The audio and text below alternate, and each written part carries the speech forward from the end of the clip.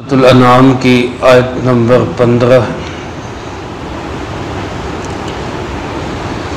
الحمدللہ وکفا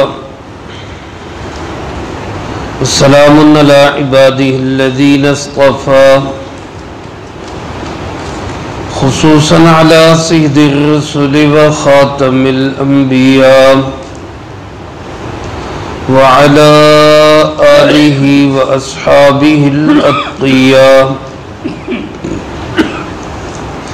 اما بعد فاعوذ باللہ من الشیطان الرجیم بسم اللہ الرحمن الرحیم قل انی اخاف ان عصیت ربی عذاب یوم عظیم من يصرف عنه يومئذ فقد رحمه وذلك الفوز المبين قل انی اخاف اے پاک پیغمبر صلی اللہ علیہ وآلہ وسلم آپ فرما دیجئے کہ بے شک میں تو ڈرتا ہوں ان عصیت ربی اگر میں نے اپنے رب کی نافرمانی کی عذاب یوم عظیم بڑے دن کے عذاب سے من یصرف عنہ یومئذ جس سے اس دن یہ عذاب ہٹا دیا گیا فقد رحمہ یقیناً اسی پہ اللہ پاک نے رحمت کی وذالک الفوز المبین اور یہی کھلی کامیابی ہے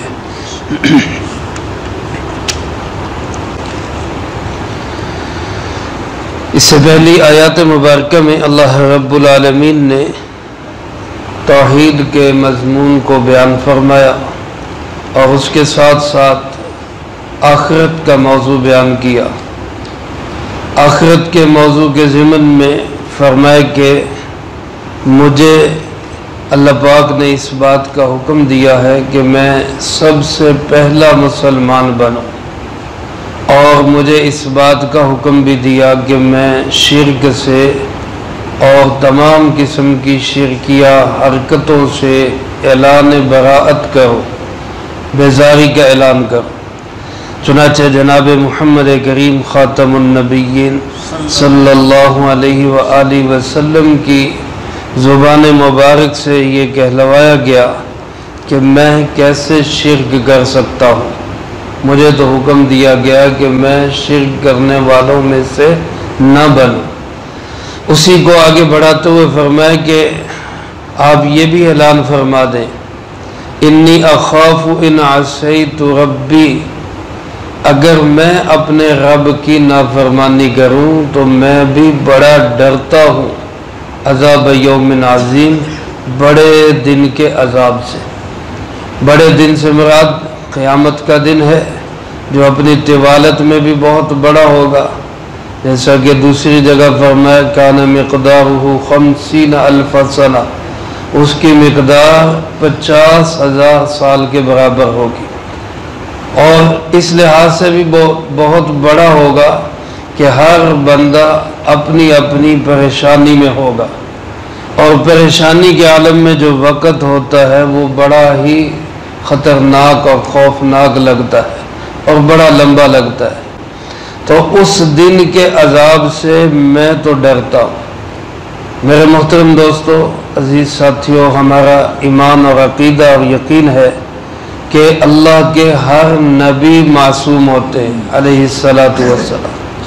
اللہ کے ہر نبی معصوم ہوتے ہیں اللہ کا نبی گناہوں کے قریب بھی نہیں جا سکتا اللہ ان کا انتخاب ہی تب کرتا ہے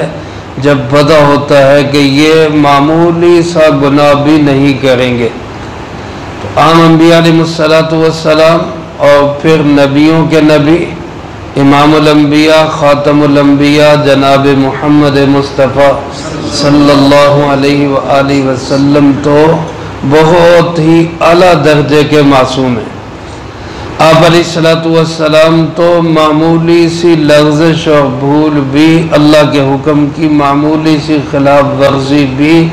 گوارا بھی نہیں ہو سکتی، لیکن یہ جو سنایا جا رہا ہے یہ اصل میں مجھے اور آپ کو سنایا جا رہا ہے کہ جب اتنے بڑے پاک نبی، اتنا بڑا مقام رکھنے والے ایسے معصوم نبی بھی اللہ کے عذاب سے ڈرتے ہیں تو تمہیں کتنا ڈرنا چاہیے،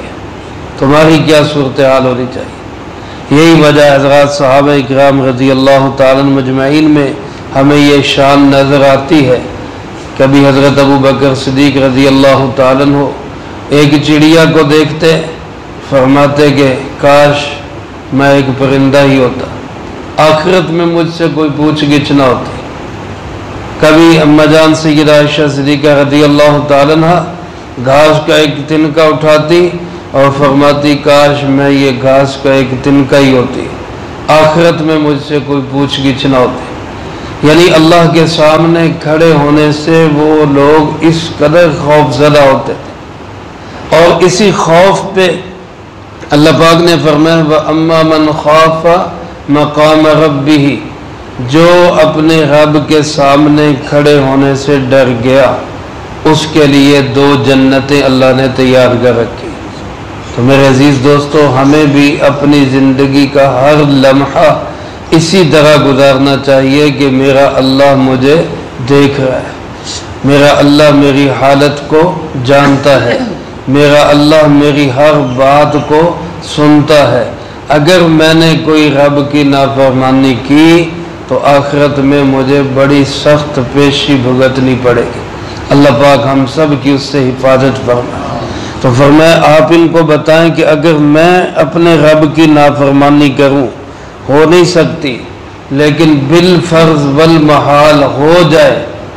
تو مجھے بھی اپنے رب کے عذاب سے، اس بڑے دن کے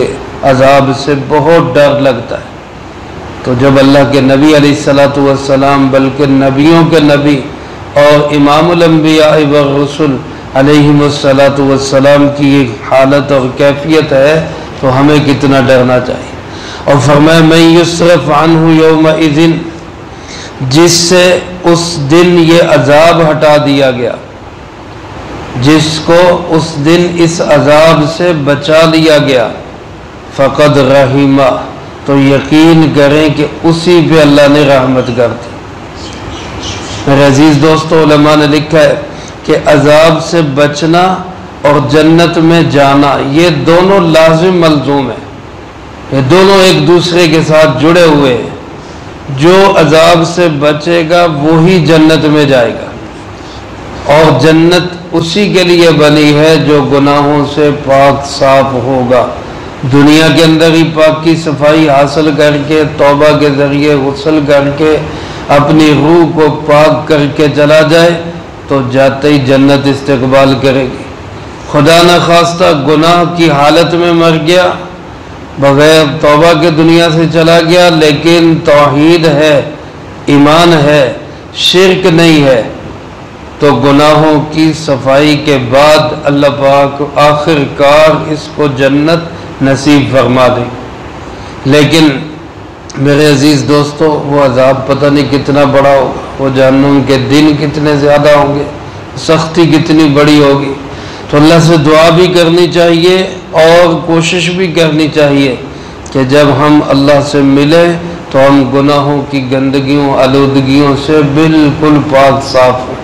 اللہ ہمیں اس کی توفیق نصیب فرمائے۔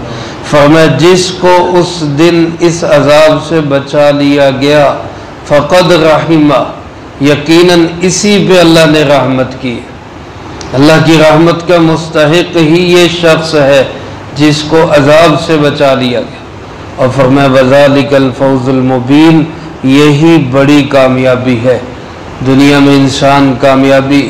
وہ مال میں سمجھتا ہے، ملک میں سمجھتا ہے، دولت میں سمجھتا ہے، جائیداد میں سمجھتا ہے، عہدوں میں سمجھتا ہے، پتہ نہیں کن کن چیزوں سے دل لگا کے بیٹھا ہے، لیکن اس کائنات کو بنانے والا اللہ بتاتا ہے کہ جو عذاب سے بچ گیا، جس پہ اللہ کی رحمت ہو گئی، یہ ہے کھلی کامیابی حاصل کرنے والا، یہ ہے اصل میں فوز و فلاح پانے والا۔ اللہ یہ فوز، یہ کامیابی، یہ آخرت کا حقیقی عزتیں اللہ ہم سب کو نصیب فرما۔ اس کے لیے ضروری ہے،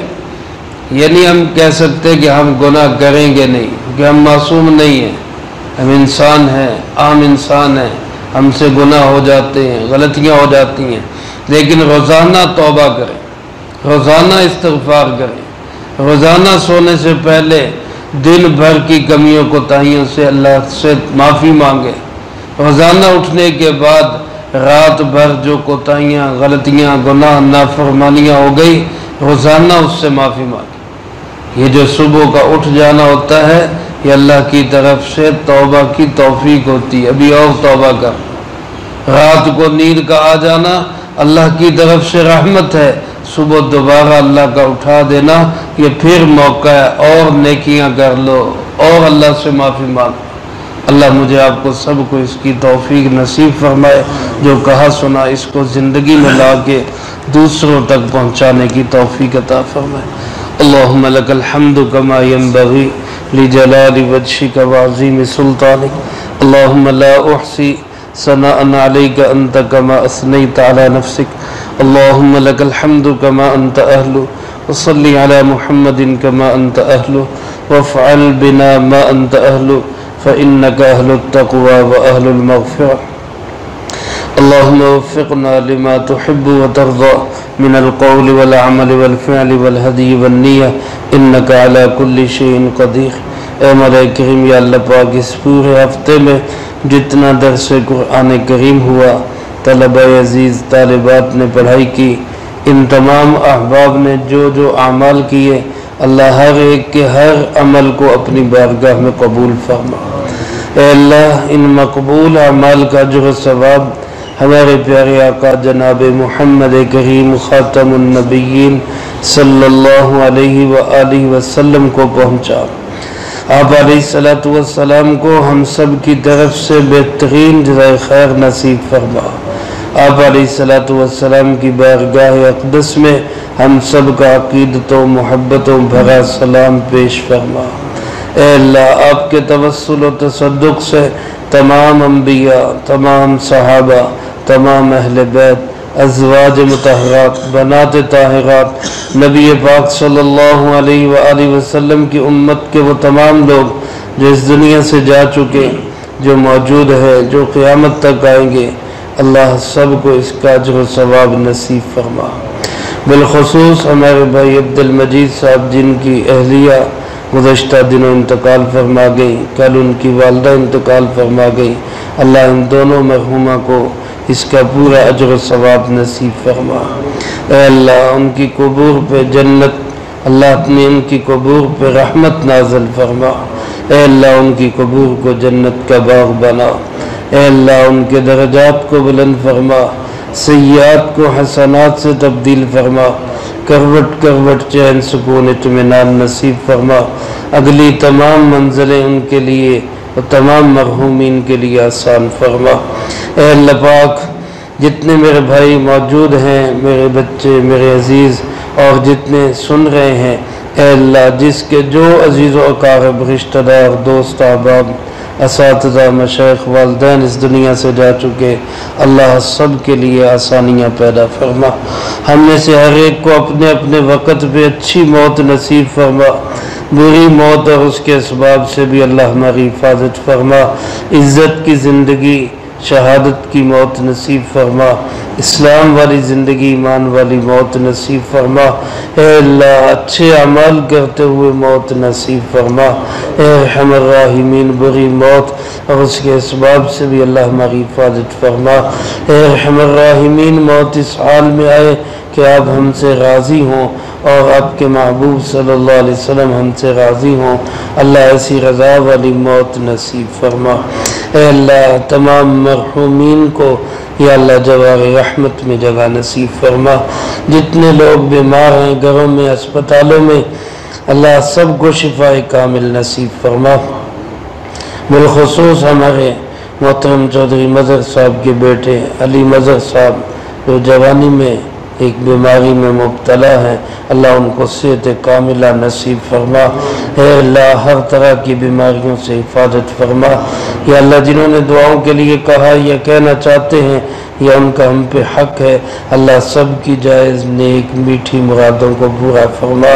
جو پریشان حال ہیں سب کی پریشانیوں کو دور فرما، مقروضوں کو قرضوں کے بوجھ سے رہائی نصیب فرما، بے اولادوں کو نیک صالح اولاد نصیب فرما، بے گھروں کو اپنے کشادہ گھر نصیب فرما، جن کو اولاد دے رکھی ان کی اولادوں کو نیک و فرما بردار بنا، ماں باپ کی آنکھوں کی ٹھنڈک بنا، جو والدین اپنے بچوں بچیوں کے رشتوں کے متعلق پریشان ہیں اللہ بہتر جوڑ نصیب فرما، ہر بچی کو اپنے گھر میں عزت اور سکون کی زندگی نصیب فرما۔ اے اللہ ہمارے مسلمان بھائیوں کی مدد و نصرت فرما، غزہ کے مظلوم و مقہور و مجبور و بے بس لوگوں کی اے اللہ انتہائی مدد فرما۔ اے ارحم الراحمین دنیا کے ظالم درندے بھیڑیے امریکہ اسرائیل کی شکل میں اللہ ان پہ ظلم و ستم کے پہاڑ توڑ رہے ہیں، اللہ ان کو نجات